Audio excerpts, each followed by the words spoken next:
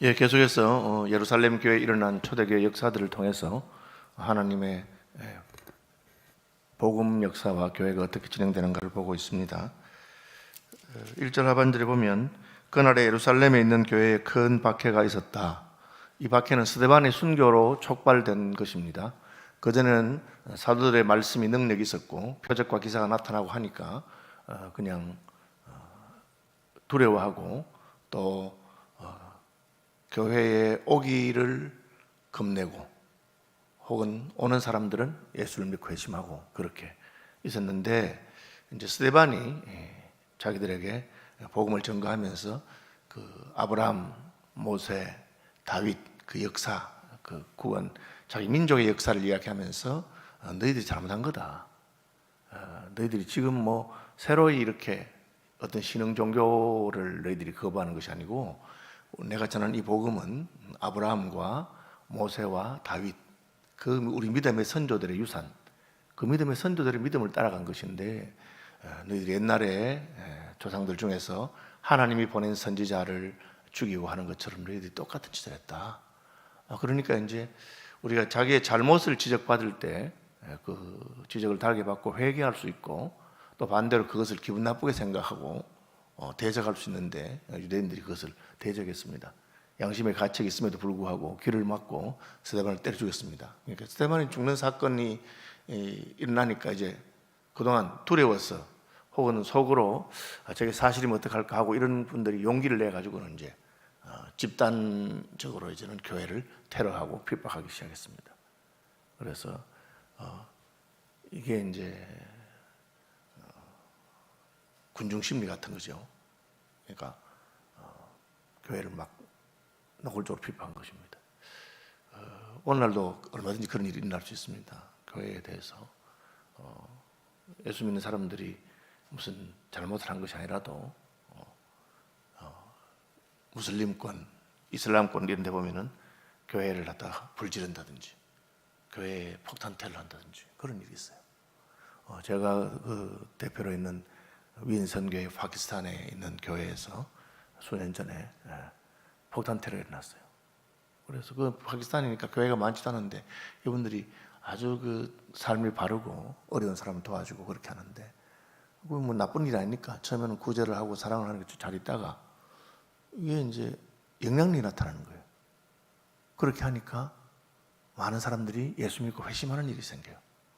이 사람들 위기의식을 느껴가지고 테러를 해서 목사님 죽이려고 했는데, 목사님 마침 그 강릉성 옆방에서 성찬식 준비한다고 거기 들어가 있는 바람에 목사님은 살았어요. 그런데 많은 사람들이 다치고 죽는 그런 일이 있었어요.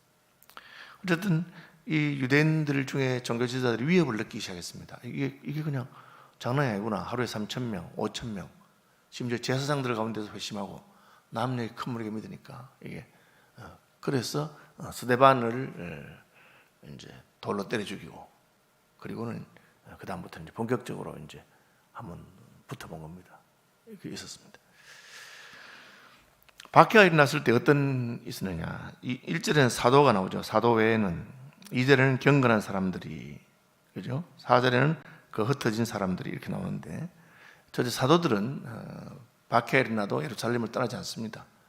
사도들의 그 근거지는 사실은 갈릴리죠. 갈릴리고 가버나움이고 나사렛이고 그런 쪽인데 안 떠납니다. 왜? 핍박이 일어날수록 지도자들은 지켜야 되기 때문에. 그래서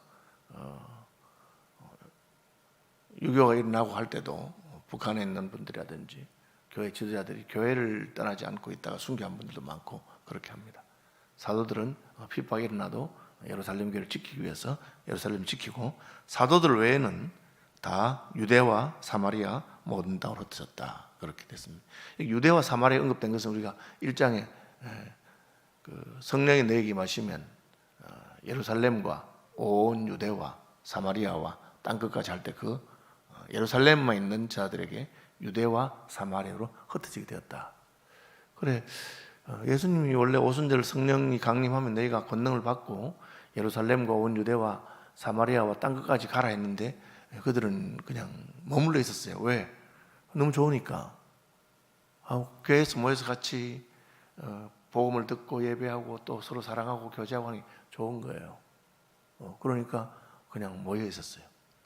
그런 예수님 명령은 복음이 사마리아로도 가고 유대 온 땅으로 가는 것인데 그렇게 하지 않습니다.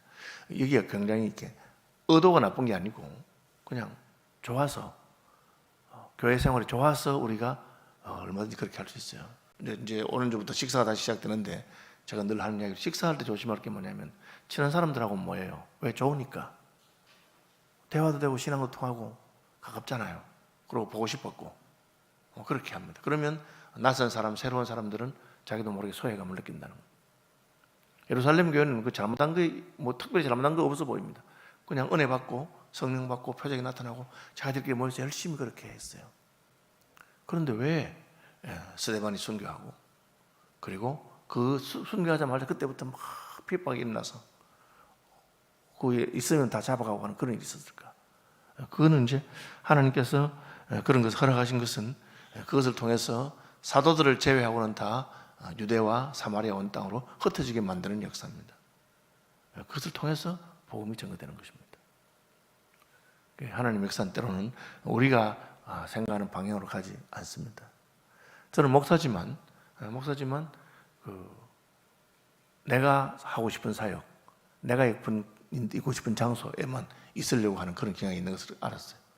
하나님께서 저를 SFC 간사직을 못하도록 하고 대구로 보내서 개척하게 하는. 저는 개척하고 싶은 마음 전혀 없었어요. 그런데 그 개척한 그걸 통해서 교회가 세워지는 것이 어떤지, 교회가 세워지는 보게 한 것입니다. 그게 하나님께서 하시는 방식이죠. 그 다음 경건한 사람들이 스데반을 장사하다. 왜 경건한 사람들이 장사했다고 했냐면 이 스데반이 지금 돌에 맞아 죽었어요. 돌무덤 속에 있습니다. 지금 그 유대인들이 막 그 스데반을 성전을 모욕하고 율법을 모욕한 사람이라고 막 그렇게 했어요. 그러니까 함부로 가서 그 시신을 찾아와서 장례하는 것만 해도 스데반하고 같은 사람이다, 같은 편이다 하는 거 보여주는 게 쉽지 않습니다. 그런데 그 스데반을 장례한 것을 경건한 사람들이라고 했어요. 여기 경건이라고 하는 것은 단순히 종교적인 무슨 태도라든지 복장이라든지 뭐 그런 종교적인 행동을 말하는 게 아니고 그 스데반을 시신을 가져와서 장례할 수 있는 그들의 삶의 행동을 말하는 겁니다. 그렇죠? 그가 억울하게 순교했는데도 아무도 그의 장례를 치러주지 못한다. 그럼 어떻게 되겠어요? 그래서 그것을 경건하다고 표현했어요. 그래서 우리가 경건을 종교적인 영역에 가둬두면 안 됩니다. 그분이 기도를 유창하게 하거나 성경을 많이 알거나 교회에 열심히 봉사하는 것, 그것이 경건이 아니고 어려움을 당한 사람, 억울함을 당한 사람, 그분들을 위해서 해주는 것, 그것이 경건이라고 표현하는 것을 알 수가 있습니다. 사울은 스데반의 그 순교 시에 옷을 지키던 사람이었는데 이제는 교회를 잔멸한다. 잔멸하면 잔인하게 교회를 핍박하고 멸한다는 뜻이잖아요. 왜 그랬을까요? 사울이 위기의식을 느낀 겁니다. 처음에는 그냥 우리 유대교 종파 중에 한 무슨 나사렛파라고 하는 새로운 좀 가르침, 새로운 랍비, 예수라고 하는 새로운 랍비의 가르침을 따르는 그런 사람이라고 생각했는데 단순히 그런 정도가 아니었어요. 막 기적이 나타나고 많은 사람이 회심하고 하니까 이게 뭘까? 그리고 스데반의 설교를 들어보니까 이 성전을 이 성전이 아닌 하나님을 섬기는 것은 성전은 관계없다. 율법을 넘어선다. 뭐 이런 이야기를 하는 거예요. 자기는 자기의 어떤 그 신앙적인 기초라든지 그 흔들림을 느끼게 됐어요. 그래서 이제부터는 본격적으로 이 사람들을 핍박해야 되겠다고 생각하고 핍박하기 시작했습니다. 이 사울이 자꾸 이제 교인들을 잡아다가 옥에 가두니까 교인들이 갇히지 않기 위해서 흩어졌습니다. 4절, 그 흩어진 사람들이 두루 다니며 복음의 말씀을 전하세요. 이 4절 보시면 사도 외에는 다 흩어진다 했죠. 사도 외에는 흩어졌다. 4절에는 흩어진 사람들이 두루 다니며 복음의 말씀을 전하세요. 그러니까 우리가 사도들이 전도했다 그렇게 생각하는데 그렇게 않습니다. 교인들이 전도한 겁니다. 사도 외에다. 이 말은 사도나 교인이나 구별이 없어요. 복음을 전할 때 있어서는 누구든지 다 할 수 있어요.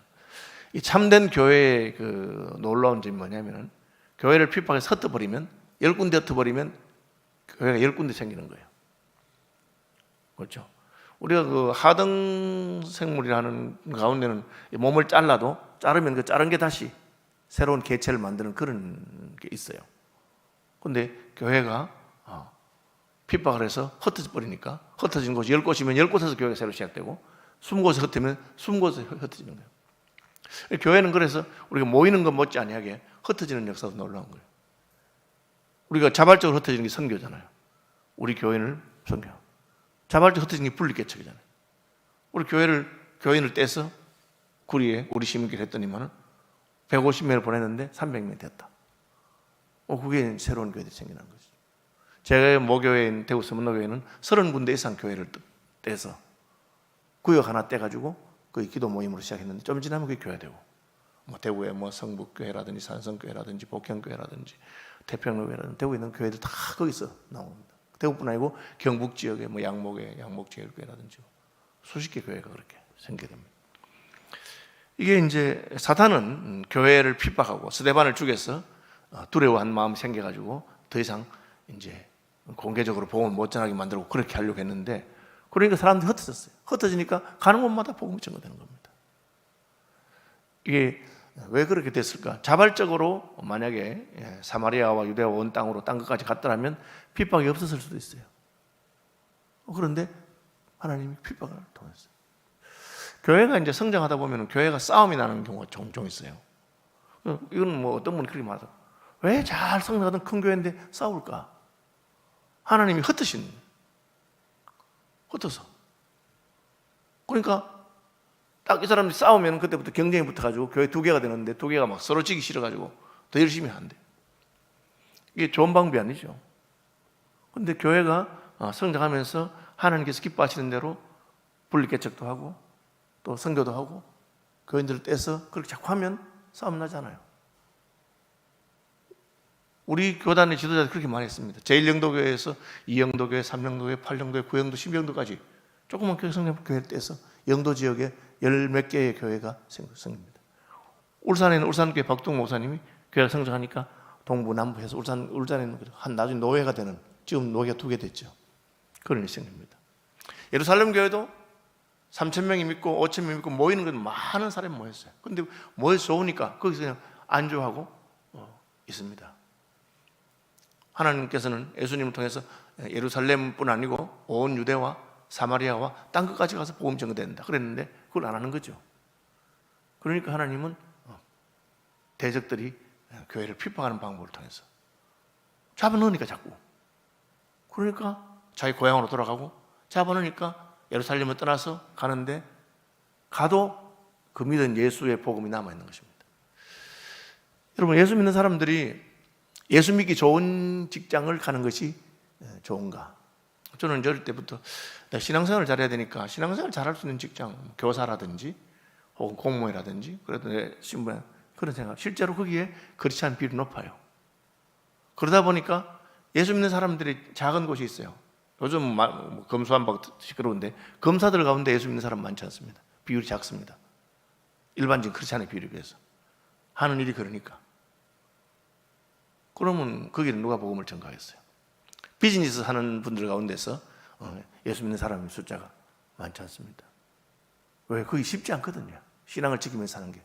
그러나 거기에도 예수 믿는 사람이 가야 되는 거예요. 선교사들도 마찬가지입니다. 선교사님들도 전도하기 좋은데 주로 간단 말이에요. 전 세계 선교사들의 80% 이상이 꼭 선교사님이 없어도 되는 곳에 가요. 거기도 필요는 한데, 그러나 꼭 있어야 되는 건 아니에요. 그 나라의 교회이기 때문에. 꼭 있어야 되는 건 어떤 곳입니까? 선교사가 없으면 아무도 복음을 전할 수 없는 곳. 이슬람교회라든지, 그죠? 핍박 일어나는 곳, 힌두교라든지 그런 지역에, 거기는 아무도 예수 믿는 사람이 없는 미전도 종족이라든지. 근데 거기는 많이 가잖아요. 왜? 너무 힘들기 때문에. 우리가 이제 은혜를 받아도 그게 쉽지 않습니다. 은혜를 받아도. 저는 저희 교회 부목사로 있었던 우리 손성호 목사님 참 좋아하고 존경하는 이유가, 손 목사님이 힘든 지역으로 가요. 그죠? 여러분 아시는 대로 신광교회 담임 목사로 있으면서 예배당 건축했잖아요. 그 앞에 윤지한 목사님이 평생 건축하고 싶어도 건축 못했던 겁니다. 근데 가서 5년 만에 자기가 자기 사례 절반을 바치면서 5년 동안 해서 건축 잘했어요. 예배당 잘 짓고 이제는 안정된 목회가 시작되니까 육도라고 하는 섬으로 와서 거기서 3년간 있고, 저에게 부목사로 와서 제가 목사님 모르겠어요. 은퇴할 때가 있으면 되는데 다시 자기가 또 한국에 있는 디아스포라 유대인들이 갔습니다. 자발적으로 하는 건 참 어려운 거예요.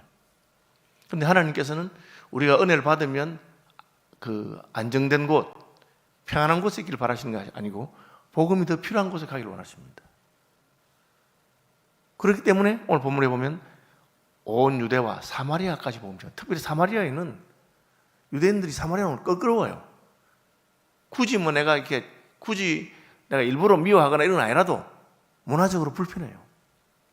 한국 사람들, 일본 사람들한테 불편한 것 같죠. 제가 어제도 그 일본에서 대학 교수라고 있는 후배고 제자가 장례식이 나서 제가 병원에 문상 가서 그렇게 얘기를 했는데 불편한 게 있어요. 한국 사람들, 일본 사람 사이에서. 그럼 일본은 그럼 누가 복음을 전하겠습니까? 그냥 물어봐도 요즘 일본은 어떠냐니까 그 교수 말이 요즘 일본 경제가 쉽지 않대요. 아주 어렵대요. 어려운데 그래서 일본의 복음의 문이 열리기 시작했다. 일본 경제 어려우니까 일본 사람들의 마음이 옛날보다 가난해졌어. 저는 그런 건 생각도 못했어요. 그래서 조만간 일본 교회에 이제 부흥과 성장이 일어나길 자기는 기대하고 있다고 그렇게 말하더라고요. 그럼 한국 사람인데 일본에 가서 교수를 하면서 일본에서 기도하고 일본 학생들이 복음을 전하고 그렇게 필요하죠. 빌립이 사마리아에 가서 복음을 전하니까 표적도 보고 말도 듣고 많은 사람들이 회심하게 됐습니다. 왜? 이 예루살렘 교회에 핍박이 없었으면 그냥 모여 있었을 거예요. 빌립은 뭐 하던 사람입니까?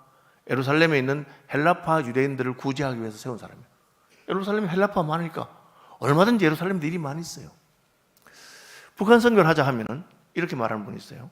아니 남한에도 아직까지 예수 안 믿는 사람이 많이 있는데 우리가 선교하자면 한국에도 아직까지 전달대가 많은데 그렇게 말하는 분이 있어요. 홍정일 목사님이 이렇게 대답하시더라고요. 맞습니다. 한국에도 많이 있으니까 그 일을 하시면 그게 하시라고. 그건 하나님이 북한 선교의 마음을 주셔서 저는 북한 선교하고 저는 해외 선교의 마음을 주셔서 해외 선교한다고. 해외 선교하고 북한 선교한 사람 보고 욕할 필요는 없는 거예요. 자기가 그 마음이 없으면 나는 한국에도 지금 전할 때가 많으니까 한국에 전하면 되는 거예요. 그렇죠? 그런데 하나님의 마음은 사마리아에도 복음이 전거되기를 원하셨어요. 핍박을 통해서 빌립 집사님이 가는 곳마다 능력이 나타나고 복음의 역사가 나타납니다. 지금 뒤에 이제 성령 받고 하는 부분이 좀 언급해야 되는데 시간이 다 됐네요. 어쨌든 오늘 첫 번째 중요한 핵심은 하나님은 복음이 확장되기를 원하시는데 우리가 은혜 받고 좋아서 교회 생활이 너무 재밌으니까 거기서 그냥 안주하려고 하는 경향이 있어요. 하나님은 뭐를 원하십니까? 복음이 사마리아에도 전거되기를 원하시고 땅까지 가기를 원하십니다. 여러분 그걸 생각해야 됩니다. 그죠? 그래서 무슨 전도의 모임이든지 무슨 모임이라도 우리가 우리끼리 너무 재미있고 좋다 보면 좋은 건데 하나님께서 기뻐하시는 그 일에 우리가 소홀할 수 있지 않는가 그런 생각을 할 필요가 있습니다. 하늘에 계신 우리 아버지, 아버지의 이름을 거룩하게 하시며 아버지의 나라가 오게 하시며 아버지의 뜻이 하늘에서와 같이 땅에서도 이루어지게 하소서. 오늘 우리에게 일용할 양식을 주시고 우리가 우리에게 잘못한 사람들을 용서하여 준 것 같이 우리 죄를 용서하여 주시고 우리를 시험에 빠지지 않게 하시고 악에서 구하소서. 나라와 권능과 영광이 영원히 아버지의 것입니다. 아멘. 야하신 대로 오늘 10시에 교회 대청소했습니다. 9시에는 우리 집사 피택자, 권사 피택자 공부가 있는 날입니다. 피택된 분들이 임직할 때까지 잘 훈련받을 수 있도록 기도해 주시기 바라고 우리 교회 집사님으로 계시다가 신앙을 하셔서 목사가 된 김두식 목사님께서 오늘 광장동 쪽에 온 세상 컴빛 교회를 개척 설립하는 예배를 드립니다. 저는 잠깐 갔다 올 생각인데 그걸 위해서도 기도해 주시고 복음이 확장되는 역사가 계속되도록 기도하시기 바랍니다.